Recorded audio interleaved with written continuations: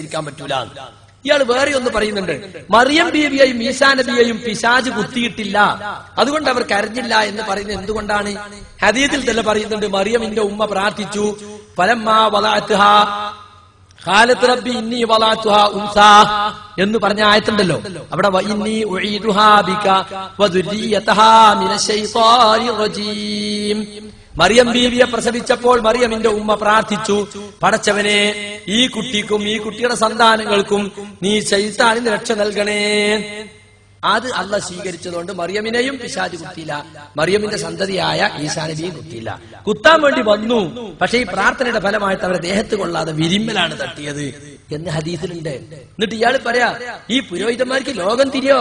Father Alavi എന്ന് പറയുന്ന Christian മിഷണറിന്റെ ആള്, അവൻ ഈസാ നബി ദൈവപുത്രനാണെന്ന് തെളിയിക്കാൻ ഈ ഹദീസ് എടുക്കുന്നത്, ഈ പുരോഹിതന്മാർക്ക് ലോകം തിരിയോ?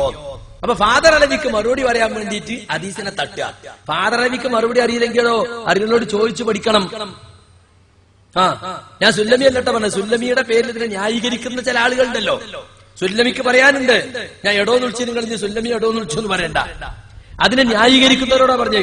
സുല്ലമി പറയുന്ന ഈ ന്യായം ഇപ്പൊ വരും പറയാൻ തുടങ്ങിയിട്ടുണ്ട്. പ്രസവിച്ച് ആണും പെണ്ണൊക്കെ തിരിഞ്ഞിന് ശേഷം പ്രാർത്ഥിച്ചത്, പിന്നെങ്ങനെ കുത്താൻ തിരിക്കാൻ? പ്രസവിച്ചപ്പോൾ പ്രാർത്ഥിച്ചു എന്നാ ഖുർആനിലുള്ളത്. പ്രസവിച്ചതിന് ശേഷമല്ലേ കുത്താൻ പറ്റുള്ളൂ. പ്രസവിക്കുമ്പോൾ പ്രാർത്ഥിച്ചു എന്നാ ഖുർആനിലുള്ളത്. പ്രസവിച്ച ഉടനെ കുത്താൻ സാധിച്ചതുമില്ല, മറിയമിനെയും കുത്തിയില്ല, ഈസാ നബിയും കുത്തിയില്ല. അതുകൊണ്ട് ദൈവപുത്രനാന്ന് വരുമോ? ആ സമയത്ത് കുത്തുന്നതിൽ നിന്ന് അള്ളാഹു അവരെ രക്ഷിച്ചു എന്നതുകൊണ്ട് മറിയമോ അല്ലെങ്കിൽ മറിയമിന്റെ പുത്രോ ദൈവപുത്രനാണെന്നോ അല്ലെങ്കിൽ ദൈവത്തിന്റെ ഭാഗമാണെന്നോ വരുമോ? ഫാദർ അലവിക്ക് മറുപടി പറയാൻ മുമ്പ് കാലത്ത് മുസ്ലിമീങ്ങൾ ആരും ഈ ഹദീസിനെ തള്ളിക്കളഞ്ഞിട്ടില്ല. ശൈഖുൽ ഇസ്ലാം ഇബ്നു തൈമിയ അൽ ജവാബു സഹീഹു ലിമൻ ബദല ദീനൽ മസീഹ്, ക്രിസ്ത്യാനികൾക്കുള്ള ചുട്ട മറുപടി വായിച്ചു നോക്കി. അവരൊന്നും ഹദീസിനെ തള്ളിക്കളയല്ല ചെയ്ത്, വ്യക്തമായ മറുപടി പറയാ ചെയ്തിട്ടുള്ളത്. മാത്രല്ല ഇയാളുടെ ഈ വാദങ്ങൾക്കൊക്കെ ആലൂസി എന്ന് പറയുന്ന മുഫസ്സിർ അദ്ദേഹം റൂഹുൽ മആനിയിൽ മറുപടി പറഞ്ഞിട്ടുണ്ട്. ഇയാൾ ചോദിക്കുന്നുണ്ട്, അങ്ങനെ പിശാചിനെ കുത്താൻ സാധിക്കുന്നുണ്ടെങ്കിൽ നമ്മള് കുത്തുവാൻ സാധിക്കുന്ന പിശാചിന് ബട്ടൺ അമർത്തുവാനും സാധിക്കുമല്ലോ. അപ്പോൾ അമേരിക്കയിലും ബ്രിട്ടനിലും മറ്റുമുള്ള അണുവായുധങ്ങളെ ബട്ടൺ അമർത്തി ഈ ഭൂമിയിൽ നാശങ്ങൾ വർദ്ധിപ്പിക്കും. ഇതെല്ലാമാണ് ഇമാം റാസി പറയുന്നതിന്റെ ഉദ്ദേശം. ഈ പ്രപഞ്ചത്തിന്റെ വ്യവസ്ഥ തന്നെ തകരാൻ ഇടയാകും. ക്രിസ്ത്യാനികൾ ഈസാ നബിയെ ദൈവപുത്രനാക്കുവാൻ ഈ ഹദീസാണ് പ്രധാനമായും തെളിവ് പിടിക്കാറുള്ളത്. നവയാഥാസ്ഥികർ അവർക്ക് തെളിവുകൾ ബലപ്പെടുത്തി കൊടുക്കുകയാണ്. എങ്ങനെയുണ്ട്? ബട്ടൺ അമർത്താൻ കഴിയൂല. ഇയാളെ കണക്കിൽ വെറും ശൈത്താൻ മാത്രമേ ലോകത്തുള്ളൂ, വേറൊന്നുമില്ല. ഇയാൾ ചേർത്ത് ചോദിക്കുന്നുണ്ട്, നിസ്കരിക്കുമ്പോ പിശാച് വന്നിട്ട് അതോർക്ക് ഇതോർക്ക് എന്നൊക്കെ പറഞ്ഞ് മനസ്സിൽ ദുർബോധനം നടത്തണോ? നമ്മളെ കാല് പിടിച്ചങ്ങ് മറിച്ചിട്ടാ പോരെ? അതുപോലെ തന്നെ നമ്മള് പെണ്ണുങ്ങൾ ജുമയക്കുമ്പോ കുട്ടിനെ കടത്തിറക്കി പോയാ അപ്പൊ കുട്ടിനെ ഒന്ന് നുള്ളിക്കൂടെ? നമ്മളെ പെണ്ണുങ്ങൾ നിസ്കരിക്കുമ്പോ കുട്ടിനെ തൊട്ടിലിരിച്ച് നുള്ളിക്കൂടെ? ഇതൊക്കെ ഇയാളെ യുക്തിവാദങ്ങളാണ്.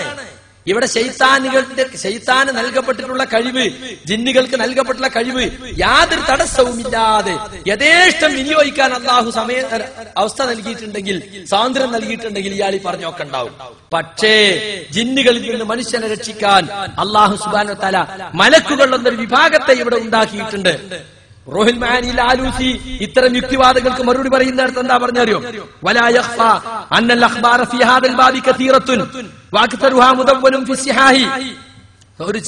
ഒരു അവ്യക്തതയുമില്ലാത്ത കാര്യമാണ്. ഈ വിഷയത്തിൽ ധാരാളം ഹദീസുകൾ വന്നിട്ടുണ്ട്. അതിൽ മിക്കവാറും ഹദീസുകളൊക്കെ സ്വഹീഹായ ഹദീസുകൾ മാത്രം ഉദ്ധരിക്കുന്ന ഗ്രന്ഥങ്ങളിൽ വന്നിട്ടുള്ളതാണ്. والأمر لا امتناع فيه والأمر لا امتناع فيه وقد أخبر به الصادق عليه الصلاة والسلام. ഇത് ജീവിതത്തിൽ കളവ് പറഞ്ഞിട്ടില്ലാത്ത റസൂൽ പറഞ്ഞതാണ്. ഫൽയുതലഖ ബിൽ ഖബൂൽ, അതുകൊണ്ട് ഇതിനെ സ്വീകരിച്ച് സമ്മതിക്കണം. എന്നിട്ട് അദ്ദേഹം പറയാണ്, കൈഫ വഫി സഹീഹ്, ഇങ്ങനെ അതിന് കഴിയൂലേ ഇതിന് കഴിയൂലേ, ഈ ദുനിയാവിൽ മുഴുവനും പിന്നെ കരച്ചിലിന്റെ ഒച്ച കൊണ്ട് നിറയില്ലേ എന്നൊക്കെയുള്ള വാദത്തിന് മറുപടി പറഞ്ഞപ്പോ അദ്ദേഹം പറയാണ്, കൈഫ വഫി സഹീഹ്, ഇതൊക്കെ എങ്ങനെ ഉണ്ടാകും? സഹിയായ ഹദീസിൽ ഇങ്ങനെ വന്നിട്ടില്ലേ, ലൗലാ അന്നൽ മലായികത യഹ്ഫദൂനകും ലഹതബസതുകും അശ്ശയാതീൻ കമാ യഹ്തബിസു ദുബാബുൽ അസല. മലക്കുകൾ നിങ്ങളെ സംരക്ഷിക്കാനുണ്ടായിരുന്നില്ലെങ്കിൽ ഈ തേനിന്റെ ചുറ്റും ഈച്ചകൾ പൊതിയുന്നത് പോലെ പിശാചുക്കൾ നിങ്ങളെ പൊതിയുമായിരുന്നു. വഫീ റിവായത്തിൻ ലഖ്തതഫതുകുമുൽ ജിന്നു, ജിന്നുകൾ നിങ്ങളെ റാഞ്ചിക്കൊണ്ടുപോകുമായിരുന്നു. അപ്പൊ തട്ടിക്കൊണ്ടോലെ കാലുടിച്ച് മറിച്ചിടൂലേ എന്നൊക്കെ ചോദിച്ചാൽ അതിനൊക്കെ മലക്കുകളുണ്ട്. പരിശുദ്ധ ഖുർആൻ സൂറത്ത് റഅദ് 11-ാമത്തെ ആയത്തിൽ മനുഷ്യനെ സംരക്ഷിക്കാൻ വേണ്ടി പ്രത്യേകം മലക്കുകളെ ഏർപ്പെടുത്തി എന്ന് പറഞ്ഞിട്ടുണ്ട് ഖുർആനിൽ. ലഹു മുഅഖിബാത്തുൻ എന്ന് തുടങ്ങുന്ന ആയത്ത്. ഇൻഷാ അല്ലാഹ് നമസ്കാരത്തിന് ശേഷം ആ ആയത്തിൽ നിന്ന് നമുക്ക് പ്രസംഗം ആരംഭിക്കാം. പിശാചുക്കളെ മാത്രമല്ല, പിശാചുക്കളിൽ നിന്ന്, ജിന്നുകളിൽ നിന്ന്, മറ്റ് അപകടങ്ങളിൽ നിന്ന് മനുഷ്യനെ കാക്കുവാൻ അള്ളാഹു പ്രത്യേകം മലക്കുകളെ നിശ്ചയിച്ചിട്ടുണ്ട്. ഇയാളെ കണക്കിൽ ലോകത്ത് പിശാച് മാത്രമുള്ളൂ.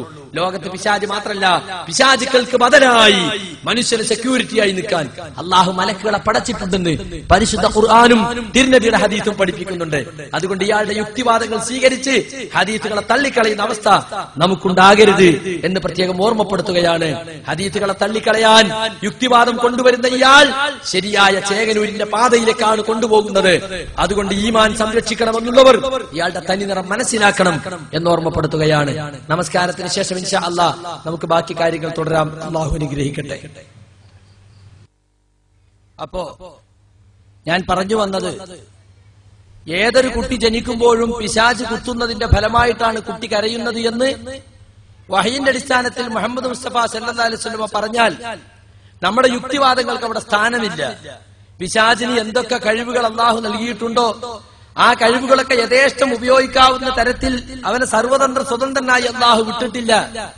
അവനിൽ നിന്നും അവന്റെ കെടുതികളിൽ നിന്നും മനുഷ്യരെ രക്ഷിക്കുവാൻ വേണ്ടി അള്ളാഹു സുബ്ഹാനഹു വ തആല മലക്കുകൾ ഏർപ്പെടുത്തിയിട്ടുണ്ട്. മലക്കുകൾ നിങ്ങളെ സംരക്ഷിക്കാനുണ്ടാകുമായിരുന്നില്ലെങ്കിൽ തേനീച്ചകൾ തേനിന് ചുറ്റും പൊതിയുന്നത് പോലെ പിശാചുക്കൾ നിങ്ങളെ പൊതിയുമായിരുന്നു, പിശാചുക്കൾ നിങ്ങളെ റാഞ്ചിയെടുക്കുമായിരുന്നുവെന്ന് ഹദീസ് റൂഹുൽ മആനിയിൽ ആലൂസി ഉദ്ധരിച്ചത് നാം ഇന്ന് വായിക്കുകയുണ്ടായി. അപ്പൊ സുഹൃത്തുക്കളെ, പിശാചിനെ സംബന്ധിച്ച് പിശാച് മനുഷ്യ മനസ്സിൽ ദുർബോധനം മാത്രമല്ല ഉണ്ടാക്കുക, പലതരത്തിലുള്ള ഉപദ്രവങ്ങൾ ഉണ്ടാക്കുന്ന വിഭാഗങ്ങളും ജിന്നുകളുടെ വർഗത്തിലുണ്ട് എന്നതാണ് വാസ്തവം. മാത്രമല്ല, ഇവിടെ മനുഷ്യൻ ഭാര്യാഭർത്തൃ ബന്ധത്തിൽ ഏർപ്പെടുമ്പോൾ പ്രാർത്ഥിക്കുവാൻ വേണ്ടി പറഞ്ഞ ആ ഹദീത്ത്, അതിനെ സംബന്ധിച്ചൊക്കെ ഇവിടെ പരിഹസിച്ച് സംസാരിക്കാണ് നമ്മുടെ കരിമ്പിലാക്കൽ മുസ്ലിയാർ ചെയ്തിട്ടുള്ളത്.